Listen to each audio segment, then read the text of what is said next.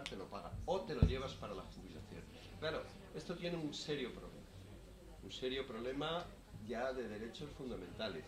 Es decir, que ahora el trabajador, si ya o trabajadora percibe poco dinero, en concreto, tener en cuenta que los contratos temporales, no lo he dicho yo, pero los contratos temporales, que son los que se despiden a mogollón, no tienen indemnizaciones ridículas, no solamente lo de los 33 días, que eso es, sino que ahora va a ser el propio trabajador, trabajadora, quien se va a financiar su propio despido, a través de un fondo de capitalización que te lo meten, que lo van a tener los bancos y las aseguradoras. Y luego además es la garantía de que mañana nos digan que no solamente no van a derogar la reforma laboral, como no lo han hecho, ni la de suya del 2010, ni la del 2012, sino que tampoco van a derogar el tema de las pensiones. Ya vas a tener mochilas, te lo gastas para que lo pondríamos pondríamos. las pensiones mínimas que tenemos. Sí, Digo que nos es que olvidamos luego de esto. hace sombra. Entonces, para cuando se lo pases, acércaselo aquí. Ahí te molesta mucho No, a mí porque no. tienes que teclear No, y lo vas a tirar solo. me he puesto esto. Muchas gracias.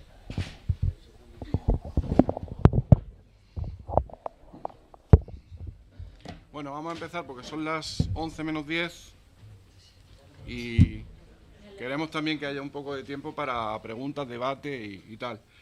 Hemos hecho unos materiales, tanto Maravillas como yo, para esta primera parte. Lo tenéis repartido en las carpetas que os han dado al llegar. Bueno, lo primero, buenos días a todos y a todas, perdón. Es que ya llevamos aquí un rato y... y la cuestión es que, bueno, en la parte mía, en la parte de mi intervención, podéis más o menos ir siguiendo el texto que os he pasado. Es un poco más farragoso en cuanto a la exposición tal y como está, pero bueno, yo lo que voy a intentar sobre todo es simplificar en todo lo posible qué es lo que cuento en el artículo. Quien luego esté interesado o interesada en verlo en mayor profundidad, pues tenéis ya el texto completo con las referencias bibliográficas y todo esto. Básicamente, lo que recojo ahí es una serie de lecturas que tratan de responder a la pregunta ¿por qué la gente se autoexplota? Que me parece que es un tema que sindicalmente no lo tratamos muy a menudo, el porqué de las cosas, sino simplemente ya te encuentras el problema y tratas de frenarlo, arreglarlo. Y es importante que nos preguntemos por qué, para también encontrar mecanismos que creen un contrapoder, ¿no?, en ese sentido. Hay una película, por empezar por algo, ¿no? Hay una película que tuvo cierto éxito, que se llamaba Up in the Air, por poner un ejemplo, ¿no? Esto, Up in the Air. Era George Clooney, que iba despidiendo a gente. Entonces él iba de ciudad en ciudad, tiene ahí un romance con una chica y a lo que se dedica es ir a empresas a explicarle a la gente que los despiden, que se quedan en la calle, y no se lo dice para nada de manera realista, ¿no? Lo que les dice es que, bueno, te quedas en la calle, pero esto no es un trauma, esto es una oportunidad, ¿vale? Es positivo. No es negativo el despido, es algo positivo. Y entonces les pone un ejemplo que, un poco en el fondo, es la base también de lo que es naturalizar ciertas cosas de la explotación, ¿no?, de la autoexplotación. El ejemplo que les dice es, bueno, si tú tienes volviendo a lo de la mochila, pero esta otra mochila, si tú metieras en una mochila tu casa, tu coche, te pesa mucho la mochila, no puedes llevarla, ¿verdad? Tírala, quémala. Si tú tienes otra mochila y metes dentro a tu familia, o sea, a tu mujer, a tu hijo, a que te pesan también, a que no puedes llevar una mochila con tanto peso, quémala. La vida es movimiento. Y entonces tú, para vivir, tienes que moverte. Y esa es lo que se trata de expresar con mucho de la propaganda que hay en cuanto a la idea de la empresa. Es decir, hay que naturalizar que el trabajo ya no es algo que se mantiene de manera prolongada en el tiempo. Hay que naturalizar la intermitencia del trabajo, hoy, ya que vamos a hablar estos 2 días de la precariedad laboral, ¿no? Y cuanto más se naturaliza una idea, cuanto más se asume, en ese sentido crea menos oposición, menos protesta, ¿no? Y esa es la idea que hay un poco de fondo. Voy a empezar un poco por gente que en el campo de la teoría pues ha tratado de anticipar y luego ya cuando estaba encima de la mesa de explicar lo que ocurría, ¿no? Hay un economista que se llama Karl Polanyi, que es austriaco. En el año 44 escribió un libro que se llamaba La Gran Transformación. Bueno, el libro básicamente explica cómo se pasa de la economía basada en el patrón oro, es decir, por cada dólar que había en circulación, eso era un pagaré que se correspondía realmente con el metal que lo guardaba la Reserva Federal. Es decir, no había una relación real con el dinero que circulaba, con ese dinero que se guardaba ahí, ¿no? En el año 1913 se pasa del patrón oro, que ya cae, a la economía especulativa tal y como la conocemos hoy en día, la economía basada en la deuda. El dinero ya deja de ser un dinero que represente el valor real de una mercancía o de oro o de lo que sea, y ya el dinero está basado en una especulación que permite autofinanciarse a quienes especulan con ello, ¿no? Eso de lo que habla en la primera parte del libro. La segunda parte, que tiene más que ver con el tema de las charlas y que yo creo que es bastante reveladora, él ya vaticinaba, voy a leer una cita, en lo que a él le llama la segunda gran transformación, después de haber financiarizado todo esto, el tema de la economía, que luego hay una autora, por ejemplo, que en el campo del imperialismo lo ha tratado mucho y que ha sido bastante conocida también su obra últimamente, Naomi Klein, La doctrina del shock, si alguno lo habéis leído, ¿no? Lo que dice el sueño del neoliberalismo es aquel donde los empresarios se liberarían finalmente de la gestión de su negocio, dejando en manos de unos trabajadores convenientemente disciplinados mediante la autoexplotación la asunción de responsabilidades que nunca les son reconocidas ni retribuidas, siempre bajo la amenaza latente del despido. Esto lo hizo un tipo en el año 1944 y es prácticamente lo que tenemos encima de la mesa, ¿no? ¿Qué es lo que se pretende con todo esto? El propio hecho de que el trabajo sea un bien intermitente va creando también estructuras de pensamiento que ayudan a naturalizar esa idea que hemos dicho de la autoexplotación. Dentro del campo de la gente que trabaja en lo precario hay un cambio importante. El obrero ya no tiene prestigio. El obrero es siempre nuevo. El obrero no tiene biografía. El obrero no ha demostrado que sabe hacer un trabajo de determinada manera. El obrero siempre es una pieza que se pone temporalmente y que se quita. Pero el obrero pierde prestigio en cuanto a cómo hace su trabajo. Eso es importante cuando se da una relación de temporalidad también, ¿no? Los emprendedores, esta gente tan moderna tal, tienen esta filosofía. Vale lo que vale tu último éxito. Y eso es lo que se trata de naturalizar. Entonces, eso es imposible mantenerlo en una actividad laboral a lo largo de toda la vida, porque cualquier momento de inconstancia, cualquier fallo, cualquier tal, luego es penalizado y estás fuera. Y estás totalmente fuera, ¿no? Después de hablar del tema este de Polanyi, del economista que ya anticipaba esto, en los años 70, aunque llevaba escribiendo más tiempo, hay un filósofo francés que es Michel Foucault, que es el filósofo del poder. Él siempre está, a lo largo de toda su obra, va tratando distintas cuestiones, pero siempre el fondo de lo que él trata de filosofar es el tema del poder, desde las instituciones, o sea, los colegios, los cuarteles, las fábricas, la familia como institución, los hospitales, hasta, por ejemplo, luego la propia sexualidad, las relaciones de poder que hay entre los seres humanos, ¿no? Él tiene un libro que se llama Vigilar y castigar, que es del año 76, y esto ya tiene bastante más que ver con la realidad que tenemos actualmente. Bueno, él cuenta aquí que a partir de la creación de las cárceles se van pasando al resto de la sociedad una serie de cosas que yo creo que lo vaya a ver bastante reconocible en lo que es vuestro centro de trabajo. En las cárceles la idea se llama el panóptico. Había un torreón, una torre en medio de la cárcel, que las cárceles eran totalmente circulares, y había un torreón en medio con una caseta de vigilancia en la parte de arriba, ¿no? Esa caseta de vigilancia, los que están fuera no saben si hay gente dentro o no, pero es la caseta de vigilancia que ven todos los presos que no se pueden ver entre sí. Esa era la arquitectura de la cárcel inicial. Mediante esa idea del panóptico, ¿qué es lo que va contando Foucault? Pues lo que hacían los carceleros era, se llevaban de vez en cuando a un preso, le pegaban una paliza y luego lo volvían a traer. Los demás, como no veían qué es lo que había ocurrido, porque no veían qué falta había cometido esa persona y tal, empiezan a pensar, bueno, algo habrá hecho. Esa es la primera reacción del ser humano bajo ese sistema de control. Algo habrá hecho. La segunda evolución de todo esto es que la gente empieza a autovigilarse, porque como ese torreón que hay ahí es como el ojo del gran hermano, pero tú no sabes si constantemente te está viendo o te está viendo solamente una parte del día, la gente empieza a autovigilarse constantemente, a la autocensura, ¿no? Y cuando ya llegan aquí el giro de tuerca, que es cuando hablamos de cachondeo, ¿no?, en las empresas, ¿no? Estos son los herederos, ¿no? Gente que tiene una categoría profesional como nosotros, pero que parecen los herederos de la empresa porque tal. Es cuando la gente se autoempieza, y ocurría también en el sistema carcelario, empiezan a autoasignarse tareas de vigilancia de los demás. Aquí ya empieza una parte de la servidumbre voluntaria. Cuando yo me empiezo a adjudicar tareas dentro de algo que ni siquiera estamos hablando de que sea un trabajo, estamos hablando de presos en principio, para empezar a vigilar al resto de la gente.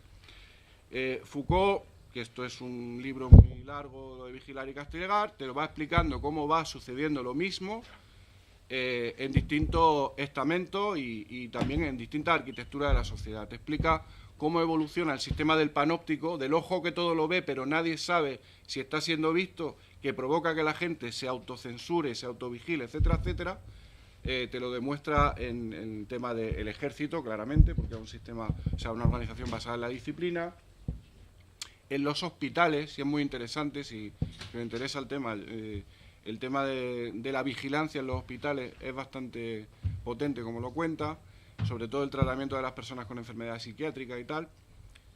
Lo cuenta, por supuesto, en la fábrica, que es otro estamento donde hay vigilancia y control para posteriormente castigar si es necesario. Lo cuenta en el colegio, en el propio colegio. A los niños se les dice, la frase de Foucault es: lo que busca el poder son cuerpos domesticados económicamente rentables. Y entonces se tiene que establecer un sistema educativo desde el niño hasta el adulto en el cual se vaya entrando a esa finalidad del cuerpo domesticado económicamente rentable. Entonces al niño se le dice, tienes que permanecer sentado, se va inculcando una disciplina, ¿vale? No se trata de que el orden sea malo. Yo no estoy defendiendo que no haya ningún tipo de orden, debemos convivir ordenadamente. Otra cosa es la asunción de la disciplina o la naturalización de la disciplina, que se va dando desde el principio, ¿no? Y la propia familia. En la propia familia otro estamento que igualmente hay una vigilancia y control. Entonces, lo importante de esa primera parte, que tiene ya que ver con lo que decía Polanyi, recuerdo la frase que decía, ¿no?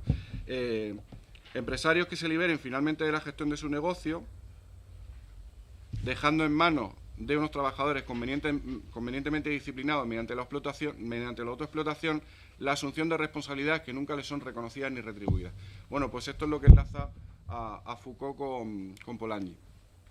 Y luego ya, si vamos a una situación más actual, y ya termino por la parte teórica y empiezo a hablar de ejemplos de empresas concretas, porque esto es como un poco drogadura para empezar, viene lo que dice Bauman, que es un sociólogo polaco que ha muerto hace poco tiempo, que es bueno, pues su teoría es la de la vida líquida, la realidad líquida. Ya no hay certeza, todo va cambiando, los valores ya ni siquiera sirven. Es toda la idea esta del movimiento.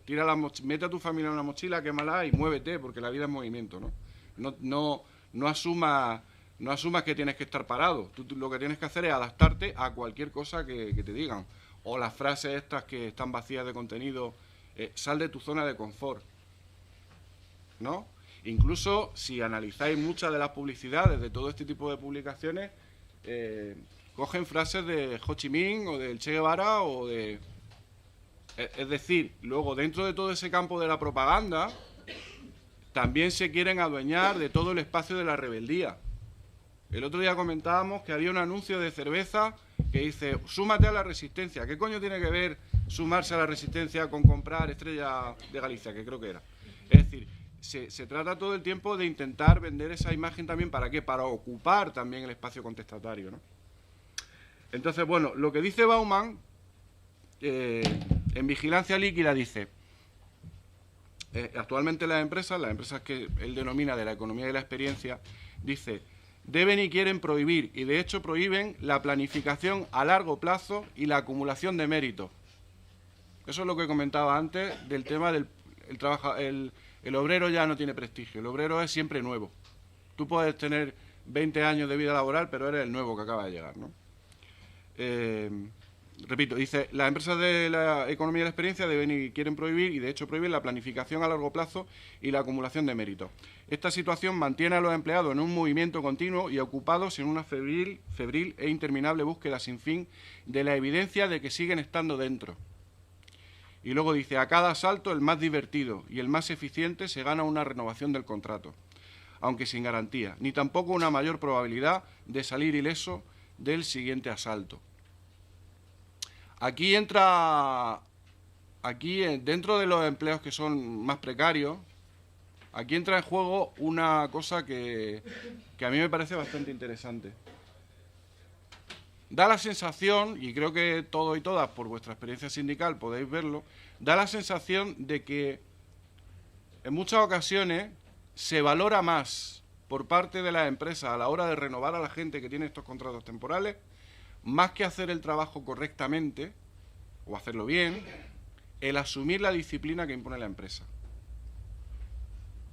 Es más importante asumir el sistema disciplinario, el sistema punitivo que quiere la empresa, la filosofía de la empresa, como si la empresa tuviera filosofía, ¿no?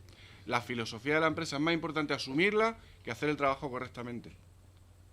Entonces, esto es algo bastante llamativo. Pero claro, ¿cómo se consigue esto? Y aquí vamos ya un poco a la parte sindical. Foucault decía que el poder más efectivo es aquel poder que se mantiene oculto. Tú no puedes estar constantemente con el látigo. ¿Por qué? Porque al final tienes una rebelión de la clase trabajadora. Tú lo que tienes que buscar es edulcorar esa disciplina con una sonrisa. Entonces todos y todas conocéis que hay cursos en las empresas para explicarte cuál es la filosofía de la empresa, cuáles son los valores de la empresa. Todo eso es una propaganda que entiendo yo que tiene que ser contrarrestada con una propaganda, con una explicación sindical. Yo creo que cada vez que se gastan en nuestras empresas dinero en hacer ese tipo de propaganda, hay que desmontarlo. Porque todo lo que busca eso es naturalicemos la autoexplotación. ¿Por qué vía? Hablemos de vía. Ya no hay diferencia. Bauman dice que hay un concepto que se llama individuación, y es decir, bajo una supuesta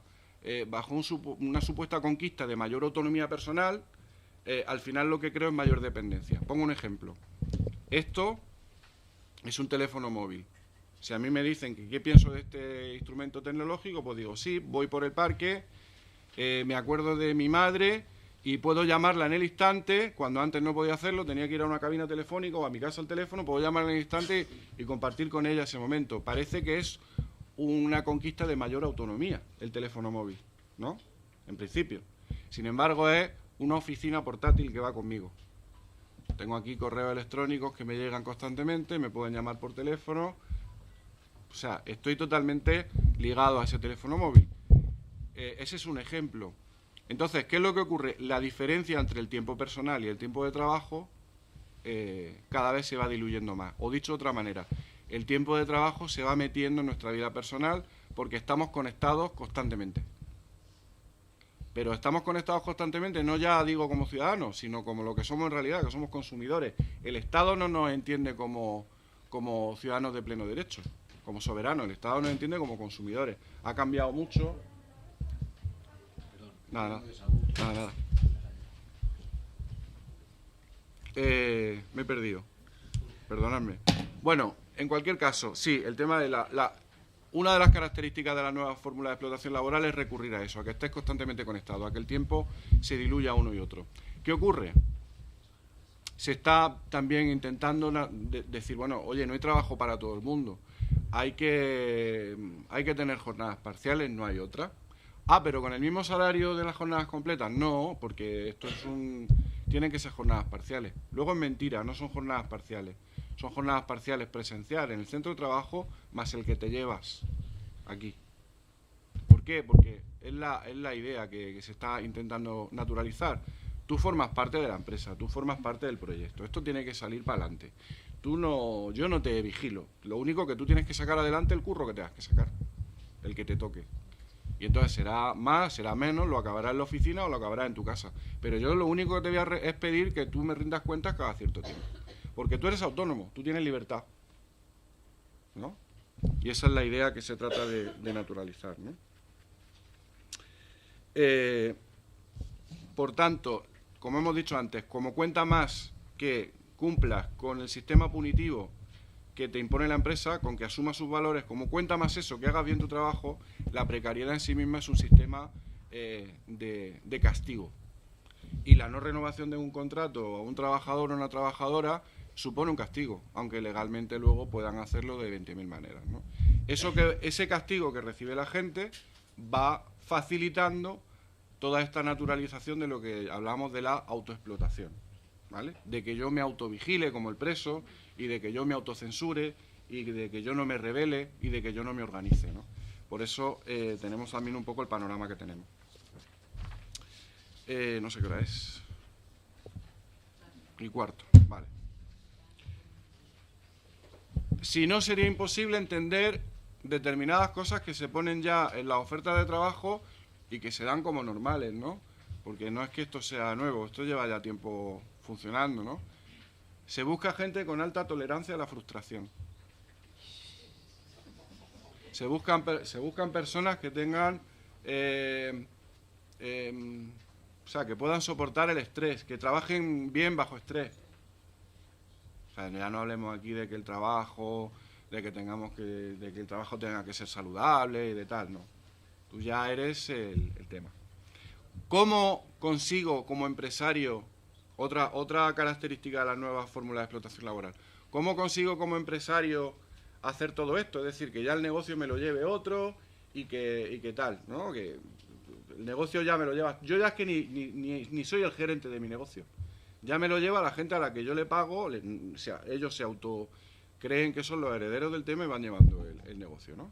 Porque están autoexplotados. ¿Cómo lo consigo? Pues hay diversas fórmulas. Yo creo que, por ejemplo, en una de las características en cuanto al tema este de que los trabajadores sería claramente una es que los riesgos caen directamente sobre los hombros de la clase trabajadora. ¿Cómo consigo que el riesgo de mi negocio caiga sobre los hombros de la clase trabajadora?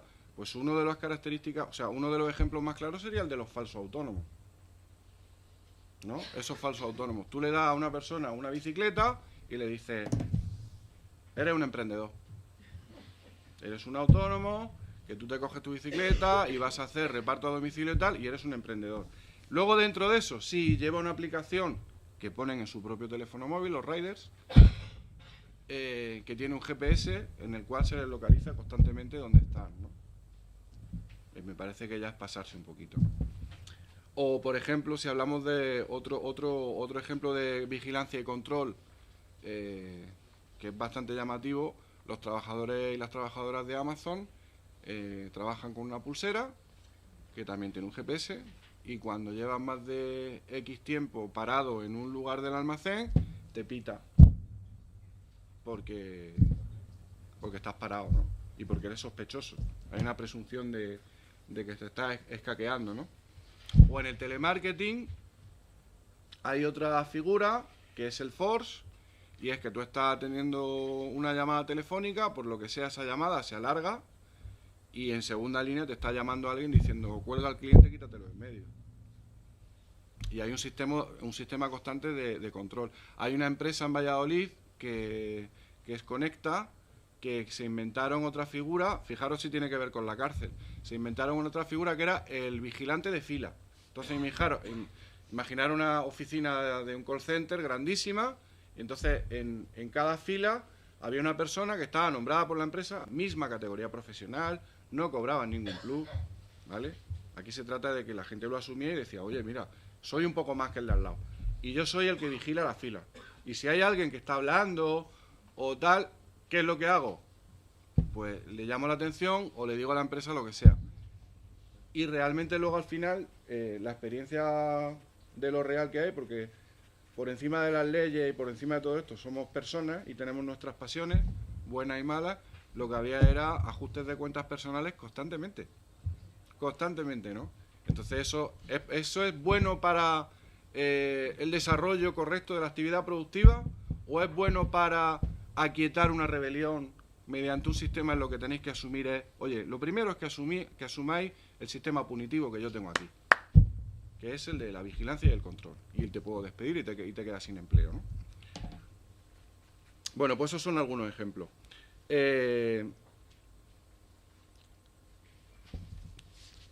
Luego ya como segunda parte, y ya con esto terminaría, ya sería ver cómo funciona esto en empresas que sí que podemos definir más como empresas que utilizan estas técnicas nuevas técnicas de la explotación laboral, o como no sé cómo se le podría llamar,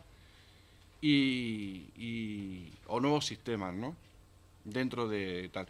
Lo que pasa que yo también creo que esto no es de un día para otro, no hay un corte aquí que a partir de ahora son nuevas fórmulas de explotación laboral. Yo creo que todos y todas en vuestras respectivas empresas, sean empresas más clásicas o sean empresas con nuevos productos, de lo que luego hablará también maravillas, ¿no? El tema de la digitalización, las empresas de plataforma, la economía colaborativa y todo eso.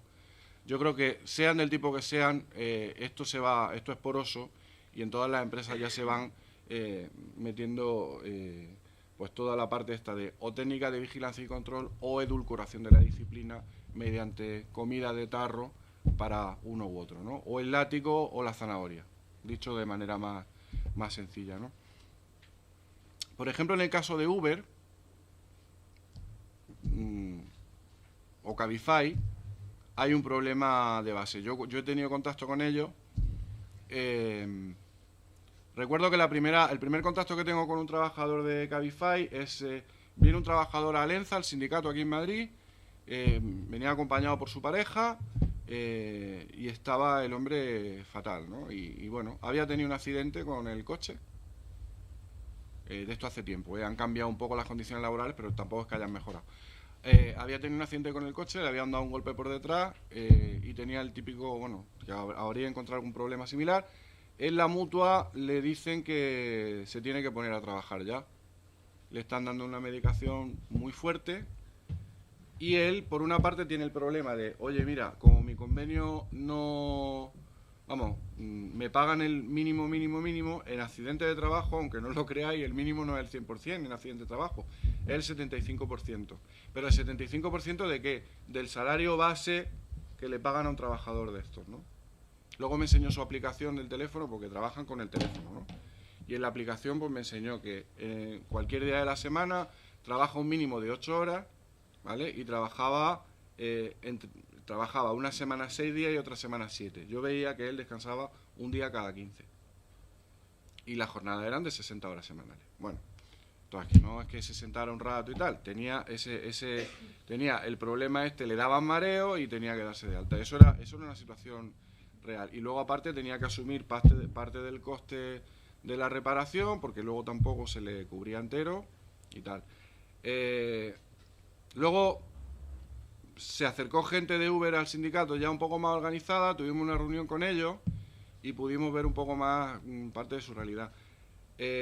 Los conductores de Cabify en Madrid son un complejo de unas 150 empresas, o sea, es tremendo, en las cuales el administrador de esas 150 empresas es la misma persona, y lo que hacen es 4 meses en una, si me gustas te subrogo a la siguiente, constantemente.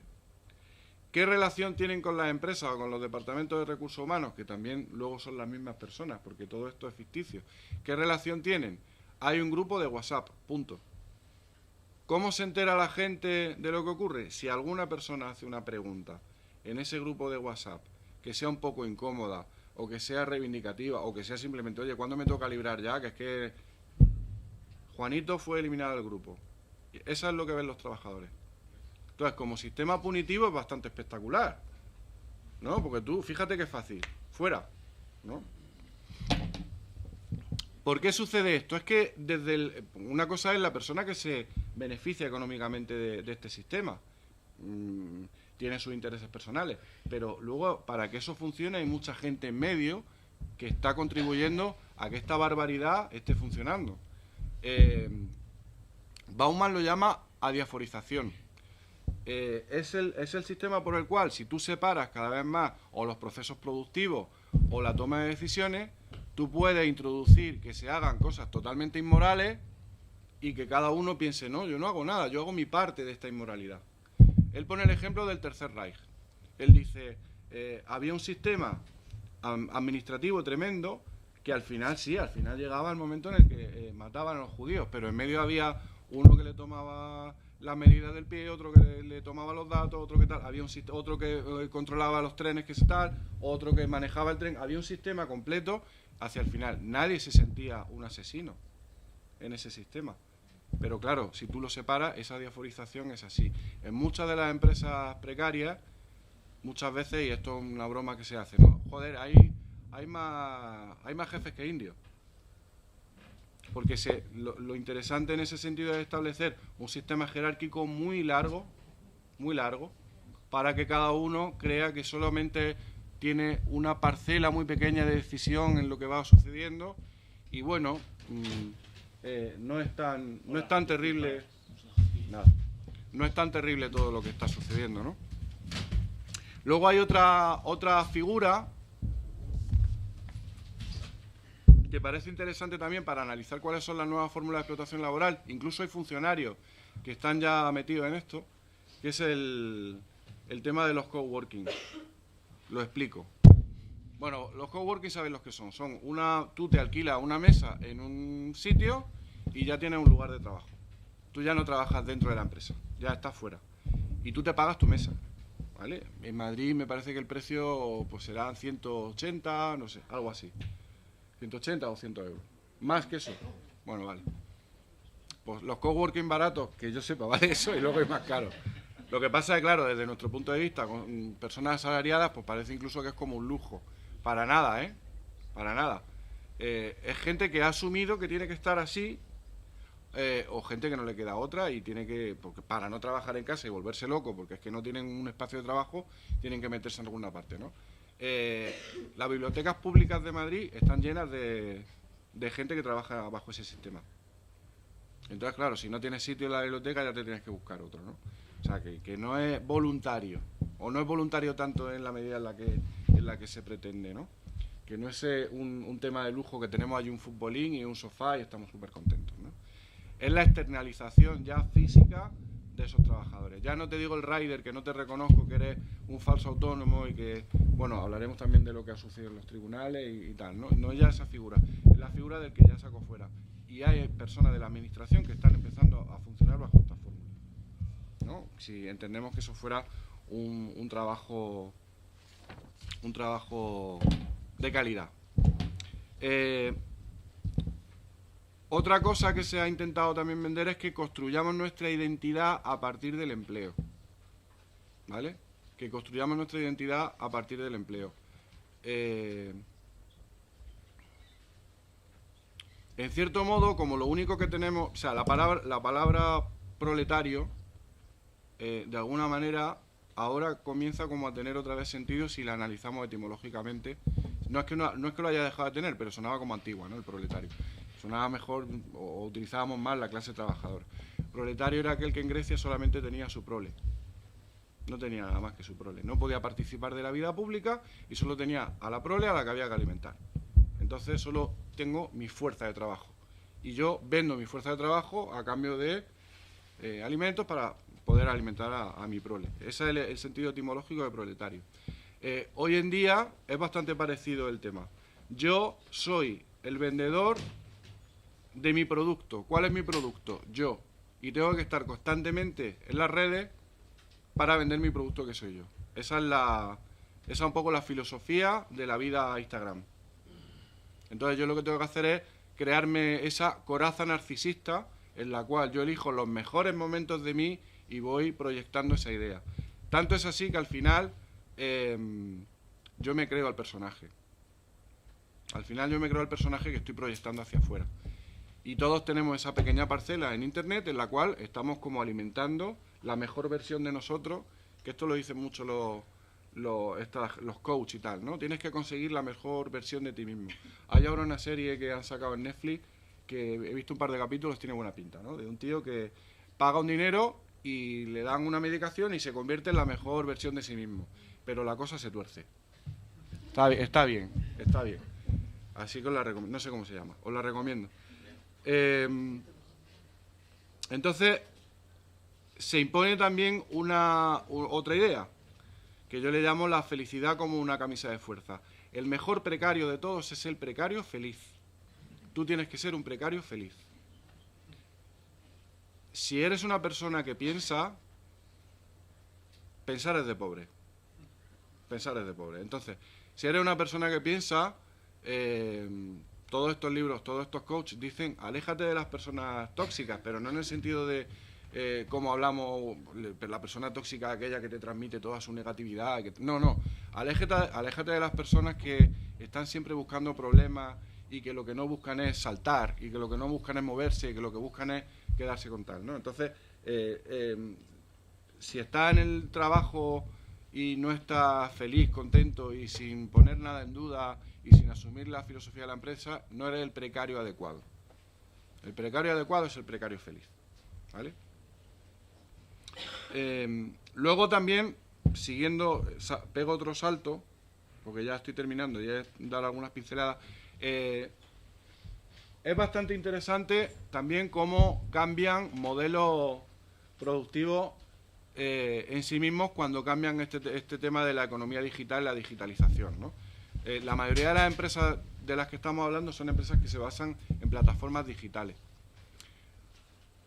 Los compañeros y las compañeras de Zara, que por cierto han sacado un resultado buenísimo en Madrid, porque somos mayoría en Zara Lefties desde hace 2 o 3 días.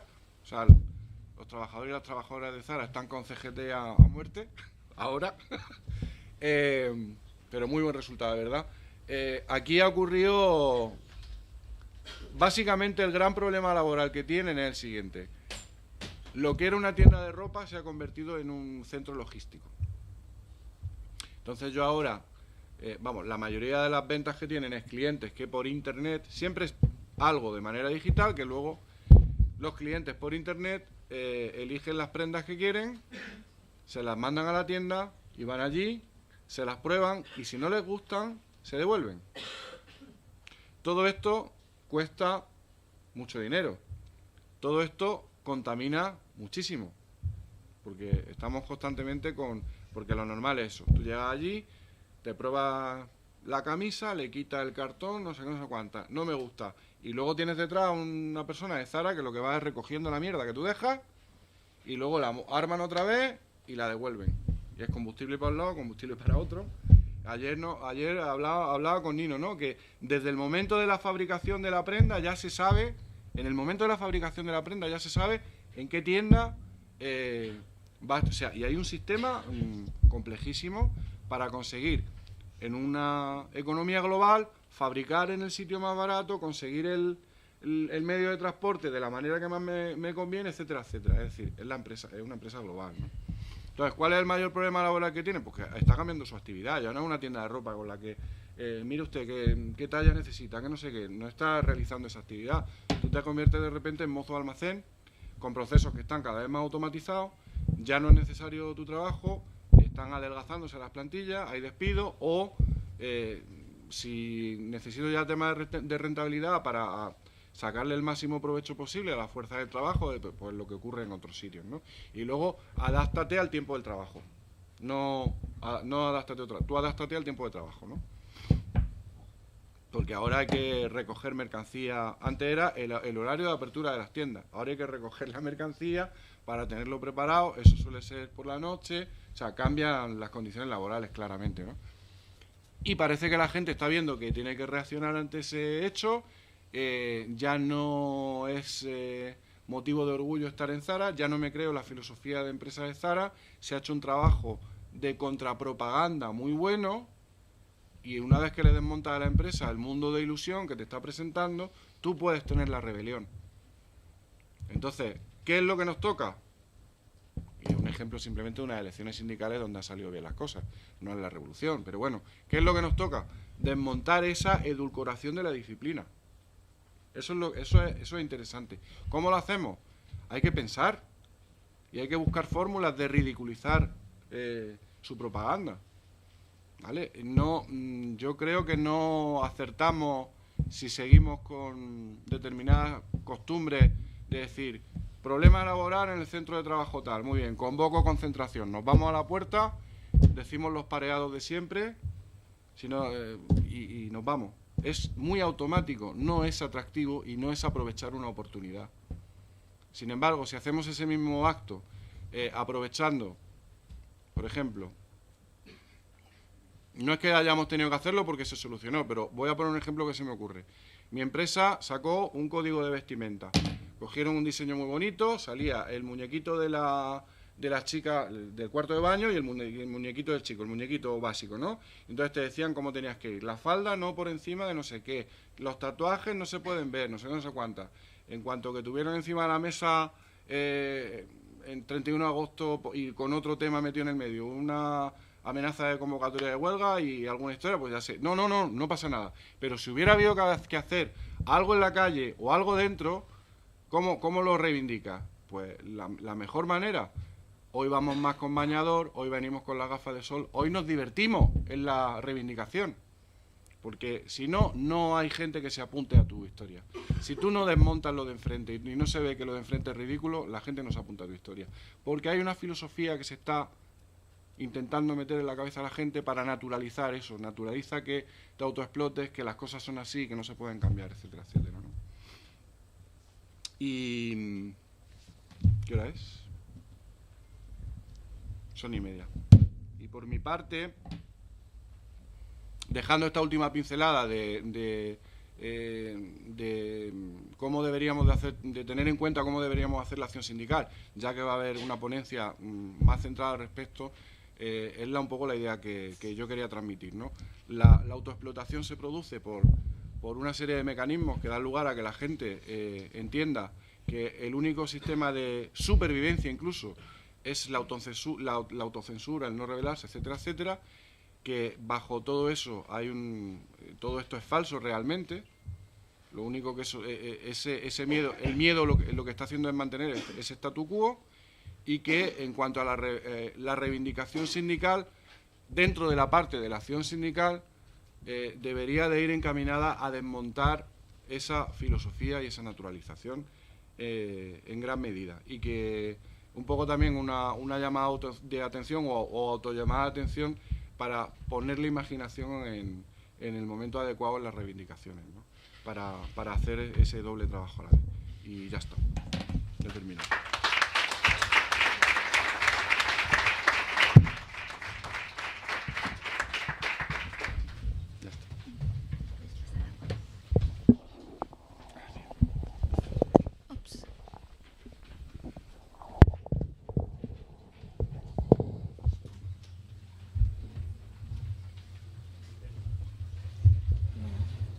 Buenos días a todos y a todas. En primer lugar, quería preguntar si puedo exponer o hacer mi intervención en pie, si se me oye. Sí. No se me oye. Pues entonces me siento y entonces... Vale, pues me siento porque entonces tampoco estoy... Se me puede caer y entonces es peor. Bueno. Pues como os decía, buenos días a todos y a todas, y tomo un segundo para agradecer a las personas que han organizado estas jornadas, pues que hayan contado conmigo, porque me da la oportunidad de compartir mesa, compartir espacio e incluso programa, cuando he visto quienes intervienen en estas jornadas, pues con personas de las que he aprendido muchísimo y de las que aprendo cada día, porque compartimos espacios, ¿no? Me corresponde ahora hablar de las nuevas realidades del trabajo y precariedad después de la intervención de Julio, que la verdad es que me lo ha puesto perfecto, ha caldeado el ambiente justo para que yo venga a encajar el ambiente en la parte técnica, ¿no? En la parte jurídica. Vamos a ver cómo he abordado yo este título tan ambicioso y tan amplio de las nuevas realidades del trabajo y la precariedad.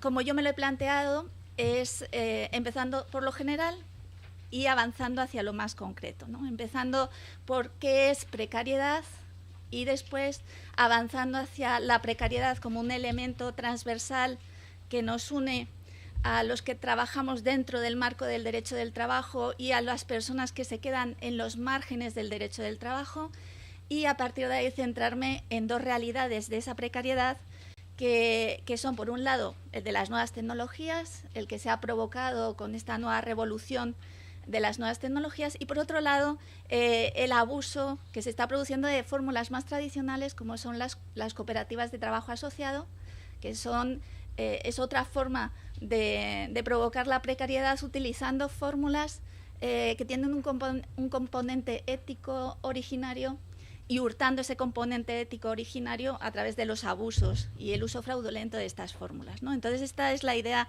mi planteamiento de mi intervención. Empezamos por lo más general. ¿Qué es la precariedad? Pues nada, lo primero que hace uno o una cuando quiere saber qué significa una palabra, pues me he ido al diccionario de la Real Academia de la Lengua y pues parece bastante acertado cuando dice que una de sus acepciones es que tiene poca estabilidad o duración, otra acepción es que no posee medios o recursos suficientes, otra que se tiene sin título porque se tolera o porque le ha pasado inadvertido al dueño. Entonces, bueno, ya apunta el diccionario temas que sí que no son muy familiares a todos los que convivimos con la precariedad o hemos padecido o padecemos la precariedad en nuestro día a día. Pero una definición quizá un poquito más avanzada, más centrada en la perspectiva laboral, es la que se obtiene por oposición a un concepto más positivo, que es el de trabajo decente. Trabajo precario sería todo aquello que no es trabajo decente. ¿Y qué es trabajo decente? Trabajo decente es un concepto acuñado por la Organización Internacional del Trabajo y que recoge las expectativas que tenemos las personas durante nuestra vida laboral, de lo que nos puede ofrecer nuestra vida laboral. Entre esas expectativas está contar con oportunidades de un trabajo productivo que genere un ingreso digno, seguridad en el lugar de trabajo y protección social para las familias, mejores perspectivas de desarrollo personal e integración en la sociedad, libertad para expresar nuestras opiniones, organizarnos, participar en las decisiones de nuestra vida diaria. Como veis, todos aquellos trabajos o aquellas situaciones que no se adaptan a estas expectativas es trabajo precario, es precariedad.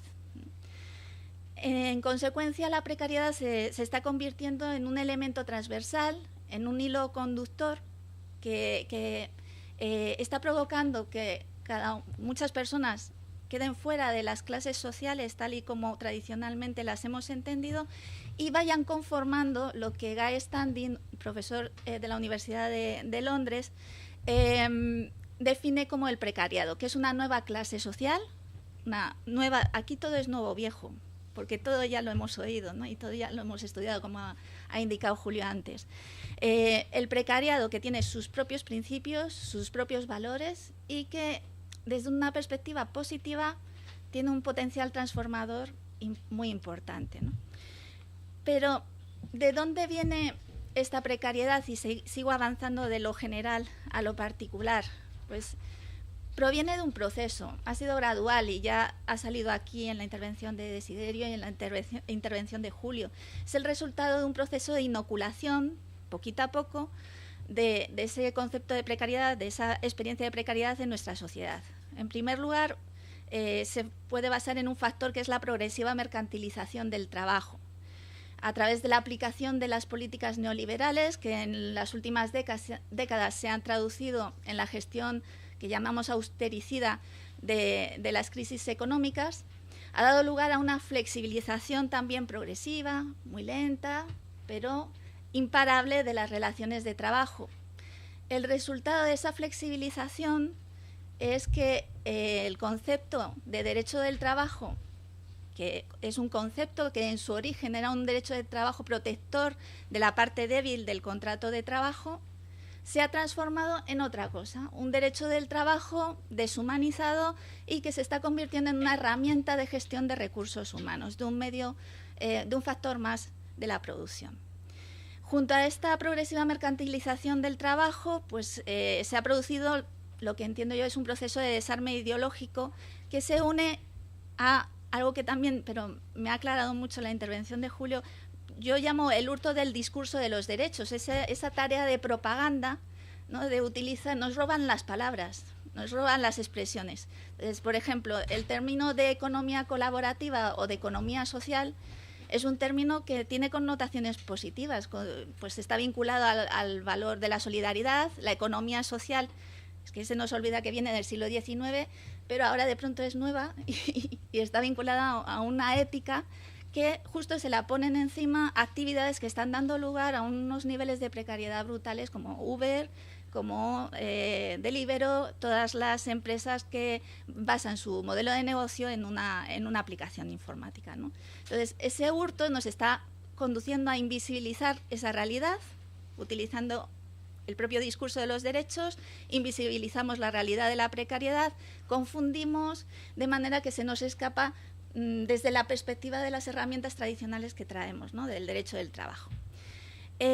Todo esto también viene acentuado por el impacto de las nuevas tecnologías que ha dado lugar a una nueva revolución que yo he denominado revolución líquida, también partiendo de la expresión de Bauman a la que se refería también Julio, de modernidad líquida, sociedad líquida, algo intangible, algo como sutil, pero que tiene las mismas consecuencias o más que la revolución industrial en el siglo XIX. Curiosamente, esta realidad choca con la legalidad internacional. Ya no hablamos de las legalidades nacionales porque de pronto lo que antes era un suelo, de pronto se nos ha convertido en un techo, que son las normas internacionales, ¿no? A lo que aspiramos. Antes era lo que superábamos, ahora ya es a lo que aspiramos. Pues la Carta de Derechos Fundamentales de la Unión Europea, todo el programa de trabajo decente de la OIT, los Objetivos de Desarrollo Sostenible de la ONU, todos estos instrumentos hablan de trabajo decente como un medio para garantizar la paz, para evitar conflictos sociales y conflictos entre países. Pues esta realidad va en contra de esas aspiraciones de las que tanto hablan estas organizaciones. Avanzamos. No sé si se ve bien porque lo he tenido que ampliar, pero bueno, no, pues la precariedad como ese hilo conductor entre las realidades de todos, ¿no? Tenemos a dos señores en la calle pidiendo y uno dice, no tengo trabajo, y el de al lado dice, yo sí. O sea, la precariedad está en todas partes, en el derecho del trabajo y en los márgenes del derecho del trabajo, tal y como lo entendemos ahora. No me detengo mucho porque esto lo vais a tratar a lo largo de las jornadas de hoy y de mañana, pero la precariedad en el empleo es evidente, se está produciendo un vaciamiento del estatuto jurídico de los trabajadores asalariados a través de los distintos factores a los que ya se han referido mis compañeros esta mañana, pues contratación temporal, debilitamiento de la negociación colectiva y la acción sindical, flexibilización de la extinción del contrato de trabajo, etcétera, que todo unido a factores como género, edad, origen, da lugar a una precariedad muy fuerte, pero dentro de una infraestructura ya débil pero consolidada, que es la infraestructura legal del derecho del trabajo, con unas normas, con un estatuto que por supuesto está vacío como el depósito de este coche que os he querido transmitir aquí, pero que tiene unos ejes como son el ejercicio de la libertad sindical, que permite todavía mantener y compensar ese debilitamiento, y normas procesales que también nos permite recurrir al aparato procesal del Estado para poder reivindicar y de nuevo compensar ese debilitamiento. Sin embargo, nos vamos sin quitar la precariedad de ningún lado. La precariedad está ahí, pero si nos vamos a la precariedad en los márgenes del derecho del trabajo, ya no se cuenta con esa estructura, con esa infraestructura legal y esa infraestructura sindical y esa infraestructura procesal que tenemos los trabajadores asalariados. Estamos en una zona de huida del derecho del trabajo, que es una huida desde el momento en que hubo derecho del trabajo. Teníamos una cajita, pues ya querían sacarnos de la cajita, porque costaba mucho mantener la cajita. Entonces, las personas que están en situación de precariedad fuera del derecho del trabajo están fuera de cobertura. Por eso os he puesto este simbolito, ¿no? Estamos fuera de cobertura en materia de protección social, de protección de condiciones de trabajo, etcétera. Y es en este punto donde voy a centrar el resto de mi intervención, ¿no? La precariedad en los márgenes del trabajo. Estamos en la periferia del derecho del trabajo, en el fenómeno de huida del derecho del trabajo. Y voy a centrarme en dos expresiones de este fenómeno. Por un lado, el que ha provocado el impacto de las nuevas tecnologías, y ahí voy a analizar el caso de Uber y los casos de los repartidores. Y por otro lado, como os decía antes, el de las cooperativas, las falsas cooperativas de trabajo asociado. Empezamos con la primera, el primer conjunto de casos fuera de los márgenes del derecho del trabajo por el momento, que es el provocado por la economía digital. Las nuevas tecnologías lo que han hecho, vamos a hurtar también el lenguaje, el discurso a otros, ¿no? Lo que hacen simplemente es servir de base para crear nuevos modelos de negocio. No es algo tan increíble como irse a la luna, es más sencillo, es simplemente que me han dado una nueva herramienta para hacer lo mismo de siempre, crear un nuevo modelo de negocio. ¿Por qué se caracteriza o se define este modelo de negocio? Pues nos vamos a la Comisión Europea, que no peca de ser muy favorable a los intereses de los trabajadores, ¿no? En un documento, una comunicación del año 2016 titulado Una Agenda Europea para la Economía Colaborativa, definía esta economía colaborativa, con toda la prudencia que os he anunciado antes de la economía colaborativa no es igual a la economía solidaria, son modelos de negocio en los que facilitan actividades mediante plataformas que crean un mercado abierto para el uso temporal de mercancías o servicios. Bueno, pues vamos a ver cómo entendemos esto, ¿no? Para poder entender esto tenemos que ir a la práctica. ¿Y de dónde, qué características tienen estos negocios, este modelo de negocio?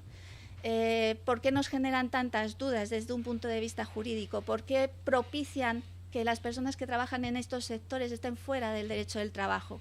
Pues por los siguientes factores. En primer lugar, desarrollan una actividad con impacto económico. Ese impacto económico tiene base en la utilización de una nueva tecnología, que es la tecnología informática. Pero además se basa en la multitud de personas disponibles para prestar los servicios que ofertan al mercado, a los consumidores.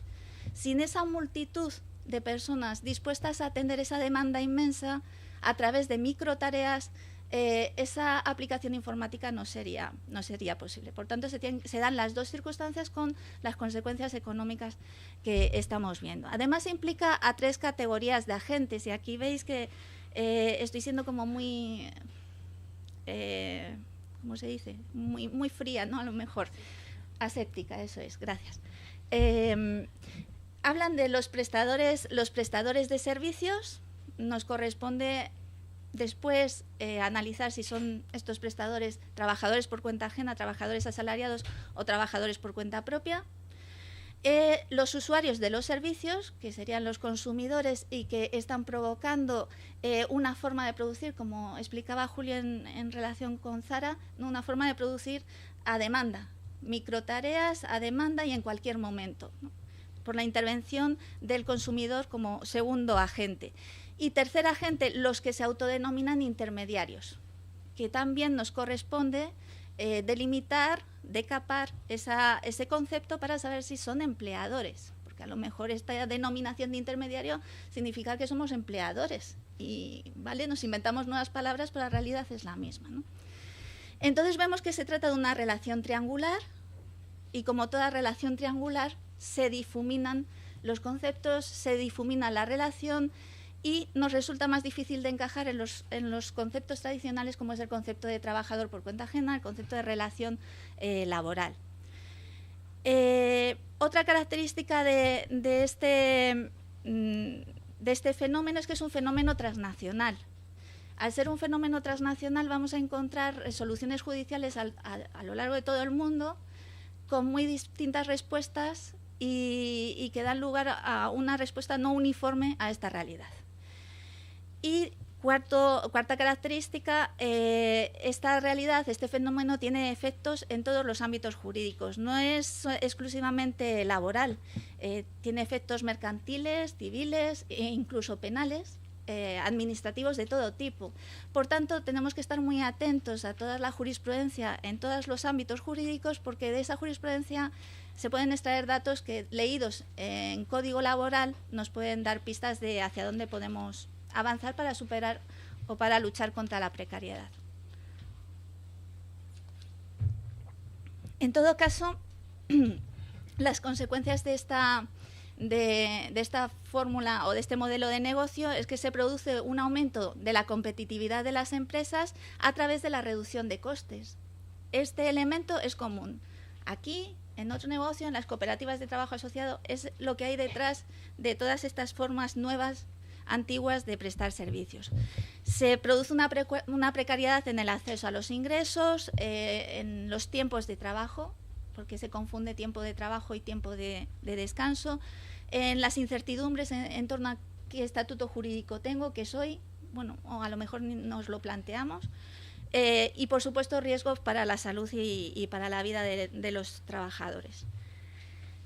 Me centro un poco más en el análisis jurisprudencial, pero haciendo una labor de síntesis de toda jurisprudencia que hay en la materia, y me centro en el caso Uber, en el que los prestadores de servicios son conductores no profesionales, según ponen los papeles de Uber, con vehículo propio, y después en los de los repartidores para Deliveroo, Glovo, Take It Easy y todas estas empresas.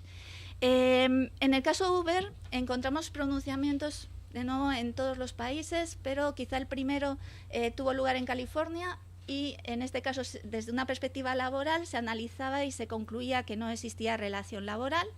Sin embargo, al año siguiente, otro tribunal de California concluyó lo contrario, para que veamos, ¿no?, que la casuística es muy variada, que es un tema que no está cerrado en absoluto, que estamos trabajando en ello, como diría aquel. Pero es fundamental, desde mi punto de vista, una sentencia del Tribunal de Justicia de la Unión Europea que tiene su origen en España. La sentencia de 20 de diciembre de 2017, asunto Asociación Profesional Elite Taxi y Uber Systems Spain, SL.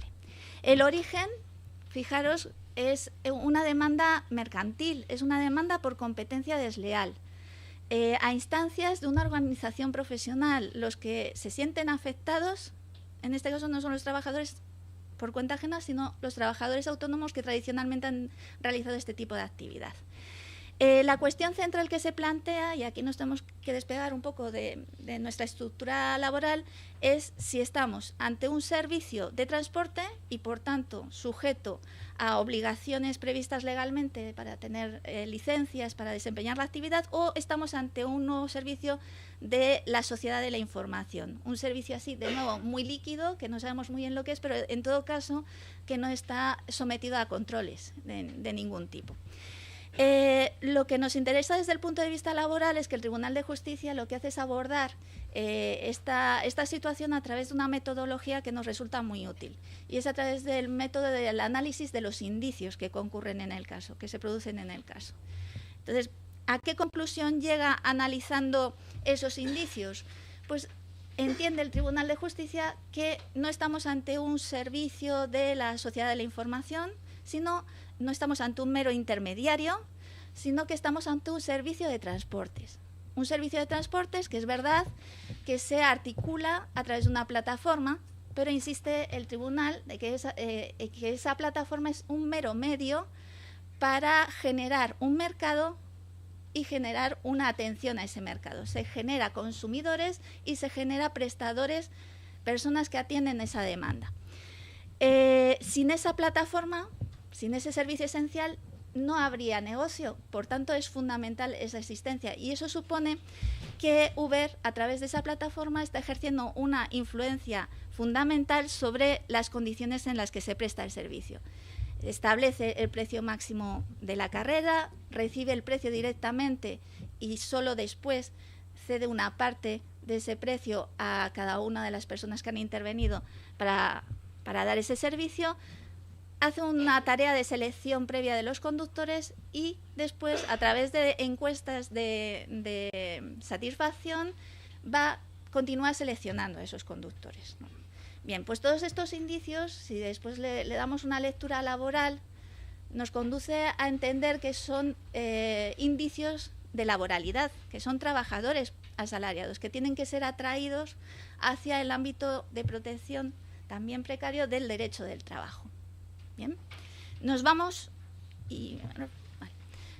a los casos de Libero y todos los referidos a repartidores, y en este caso lo tenemos un poquito más fácil porque aquí sí que se ha ido por la vía de la jurisdicción social.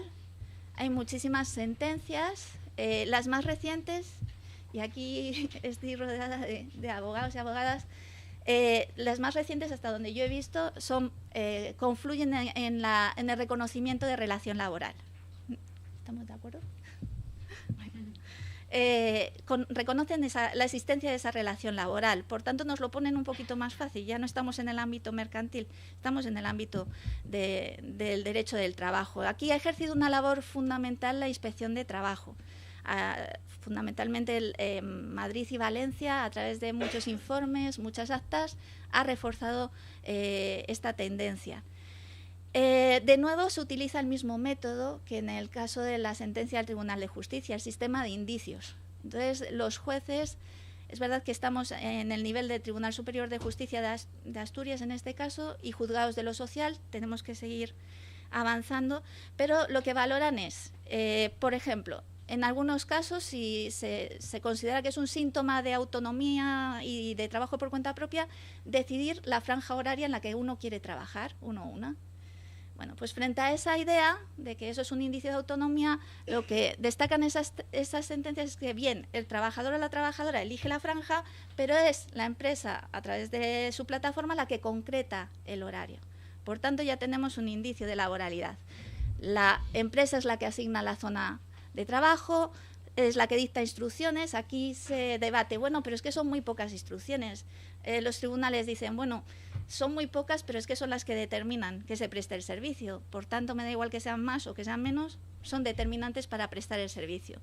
Se debate, bueno, ¿qué es más importante, tener bicicleta o aplicación informática? Conclusión, según los tribunales, los juzgados de lo social, lo esencial es la plataforma. Me da igual que sea algo intangible, pero sin esa aplicación informática no se desarrolla la actividad. Por tanto, es esencial y eso es propiedad de la empresa. Por tanto, indicio de laboralidad.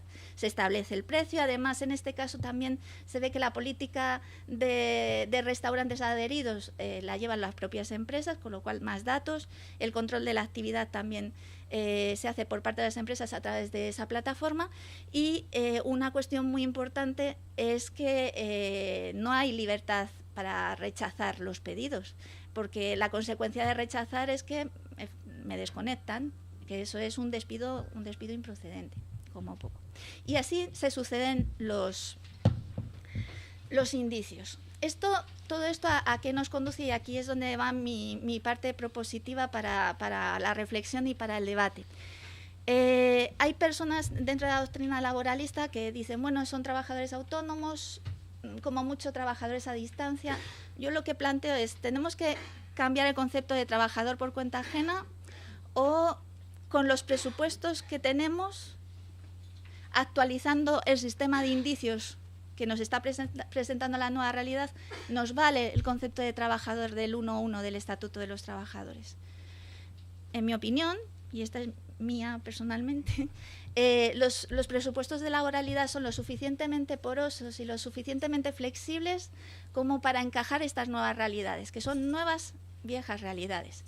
En particular, la dependencia y la ajenidad, que son los conceptos más flexibles, permiten encajar perfectamente este sistema de indicios. Ciertamente, los empleadores son empleadores líquidos, no sabemos qué fondo buitre hay detrás de todas estas empresas, no lo conocemos, pero sabemos que ejercen un poder de dirección y organización sobre el trabajo que prestan los trabajadores. El algoritmo, esa palabra tan particular, tan nueva, el algoritmo no es una pantalla que de pronto neutralice ese poder de dirección. El algoritmo es el medio, propiedad de la empresa, que permite realizar la actividad, que permite llevar a cabo el negocio. Además, es un medio que permite organizar, pero también permite controlar la prestación de servicios. Por tanto, entiendo que sí que es posible hablar de dependencia con base a estos indicios. En relación con la ajenidad es un poquito más intangible, cuesta un poquito más, pero me parece que el Tribunal de Justicia de la Unión Europea nos ha dado una pista importante. Y es que el Uber crea su propio mercado. Por tanto, y sin los trabajadores, ese mercado no se ve satisfecho. Entonces, al crear su propio mercado, creo que ahí se puede hablar de ajenidad también y, por tanto, de relación laboral. En la medida en que hay control sobre el mercado, control sobre los clientes, control sobre los precios y la propiedad de la plataforma es de las empresas, entiendo que sí que hay datos suficientes para hablar de relación laboral. Voy a intentar ir rápido en esta segunda parte. La segunda parte nos lleva ya, curiosamente, a un ámbito que es el de las cooperativas, que tiene su origen en el siglo XIX.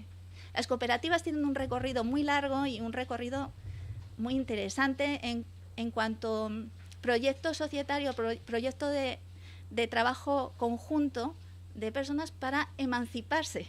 Es un proceso emancipador, o sea, tiene una filosofía detrás muy chula.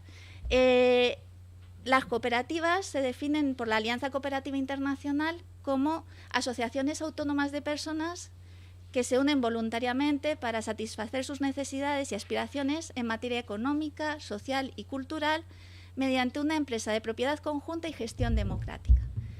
Os voy comentando el concepto de cooperativa para que después os llame la atención el uso de las cooperativas.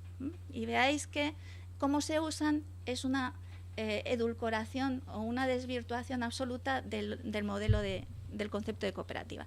Fundamental en el concepto de cooperativa es que está basado en una identidad basada en valores, aspiraciones éticas y en principios, en una forma de funcionar. Esa forma de funcionar incluye, entre otras cosas, una participación democrática en la toma de decisiones. Se traduce esto en que un socio tiene un voto. Ningún socio por sí solo o en asociación con otros va a poder imponer a los demás su voluntad. Esa es la filosofía que hay detrás de las cooperativas. Bien, ese es el modelo. Nos vamos ahora a la legislación y a la práctica. Y es que hemos saltado de lo más novedoso a otro ámbito, pero voy a intentar transmitirlo adecuadamente.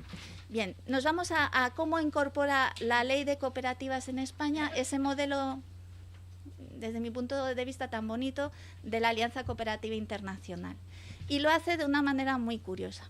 El artículo 80 de la ley 27/99, que es la que regula a nivel estatal las cooperativas, define a las cooperativas de trabajo asociado, que son las que nos interesan en este momento, como aquellas que tienen por objeto proporcionar a sus socios puestos de trabajo mediante su esfuerzo personal y directo, a tiempo parcial o completo, a través de la organización en común de la producción de bienes o servicios para terceros. También podrán contar con socios colaboradores y, añade, la relación de los socios trabajadores con la cooperativa es societaria. Bien, pues con esta frase lo que consigue el legislador es excluir de manera constitutiva, según algunos, de manera declarativa, según otros, a los socios trabajadores del ámbito del aparato de protección del derecho del trabajo. Y no solo consigue eso, sino que consigue que la regulación de sus condiciones de trabajo resida en normas autonómicas, que cada una ha hecho lo que le ha dado la gana con las condiciones de trabajo de los socios trabajadores. Y además ha evitado o ha alejado como referencia el Estatuto de los Trabajadores a la hora de concretar las condiciones de trabajo. Entonces, un socio trabajador que quiere saber cuáles son sus condiciones de vacaciones, de tiempo de descanso, de conciliación, tiene que irse a los estatutos de su cooperativa, si existen y si están registrados, y a la ley de cooperativas que le corresponda. Fijaros ¿no? Esa frasecita, qué consecuencias tiene en términos de precariedad. Además, las cooperativas en nuestro país y en muchos países, como se percibe como una fórmula de autoempleo de calidad, de autoempleo colectivo de calidad, se han visto reforzadas por determinadas políticas públicas para que se usen más, ¿no? Entre esas políticas públicas se dan al menos 3 ventajas. Una de ellas, las cooperativas, a través de sus estatutos, pueden elegir qué régimen de protección social tienen sus socios trabajadores. Y esto es bueno, ¿no? Podemos elegir régimen general de la Seguridad Social, régimen de trabajadores autónomos. ¿Cuál va a ser el criterio para elegir una u otra? Pues los costes económicos, en qué momento esté la cooperativa. Pero bueno, esa es una ventaja. Además tienen un régimen tributario muy favorable, el impuesto de sociedades tiene una tributación muy reducida y además se prevén en muchos supuestos de contratación pública cláusulas sociales que privilegian o dan más puntos a las cooperativas de trabajo asociado. Entonces esto hace que se conviertan en una fórmula societaria muy atractiva para ejercer la actividad. Bien, hemos visto modelo ideal, modelo legislativo, que ya nos baja un poquito del modelo ideal, nos vamos a la realidad y aquí tenemos un caso sangrante y la palabra sangrante con Servicarne pues es la palabra apropiada. Y entonces nos vamos a ver qué dice Servicarne de sí misma, que es una sociedad cooperativa, que es la que ha dado mayores conflictos en los tribunales en nuestro país en materia cooperativa. Curiosamente, cuando visitas su página, a mí no me ha pasado nunca que no puedes pinchar en nada porque todo está protegido por copyright. Entonces, pinchas y no hay vínculos. Bueno. Entonces, de lo poco que he podido extraer, que por supuesto los estatutos no están publicados ni nada de esto, es que es una cooperativa que tiene actividad en toda España, que se dedica a la actividad de sacrificio y despiece de animales para empaquetar o para precocinar y distribuir. ¿Cómo hace esta actividad? Y aquí empieza lo curioso porque esto lo he sacado de su web. Es contratación con una empresa y puesta a disposición de personal captado en la localidad donde está ubicada la empresa usuaria. Estamos hablando de puesta a disposición y de empresa usuaria, ya, ellos mismos. Eso sí, se les permite el alta del personal como socio de la cooperativa y eso supone, y así lo dicen en su página, un menor coste para la empresa usuaria y cierta estabilidad para los socios trabajadores. Pues así es como se vende y esto provoca una enorme litigiosidad en los tribunales que se puede reconducir a 2 grandes cuestiones jurídicas. Una que a mí me parecía muy evidente hasta que empecé a leer las sentencias, que ¿está dedicada a esta empresa? ¿Es un supuesto de cesión ilegal? La actividad a la que se dedica esta empresa es un supuesto de cesión de trabajadores que no es una ETT y sin embargo funciona como una ETT. Yo pensaba que la jurisprudencia iba a decir que sí rápidamente, pero no. En la mayoría de los casos, en todos, dice que no. ¿Por qué? Por 2 argumentos que desde mi punto de vista un poco débiles, pero son los argumentos que han valido. Que el socio trabajador tiene una relación societaria y al tener una relación societaria participa del reparto de beneficios y de la organización de la empresa, por tanto, no cabe hablar de trabajadores. Y en segundo lugar, porque Servicarne es una empresa real, tiene medios, tiene patrimonio, etcétera, por tanto, y además se dedica a la actividad para la que está prevista según la ley, por tanto, no hay cesión ilegal. Es verdad que en otros supuestos sí se ha valorado que hay cesión ilegal, pero en el sector del transporte y porque realmente eran empresas pantallas sin patrimonio ni infraestructura, era más fácil de determinar. ¿Por dónde han venido las pistas para salir de la precariedad, para ayudar a salir de la precariedad a los socios trabajadores de Servicarne? Por la vía de la vulneración de la libertad sindical.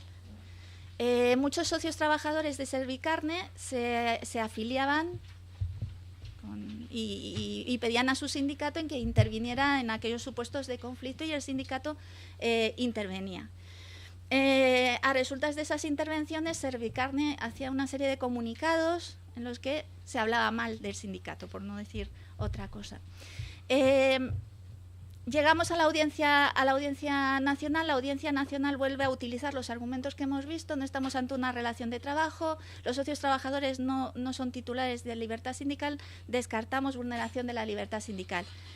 Pero, por fin llegamos al Tribunal Supremo y en una sentencia de 8 de mayo de este año se da un giro que en mi opinión es fundamental para lo que estamos hablando esta mañana, ¿no? Y en primer lugar lo que dice es que los socios trabajadores de las cooperativas de trabajo asociado tienen derecho a afiliarse a un sindicato de su elección, por tanto son titulares de la libertad sindical.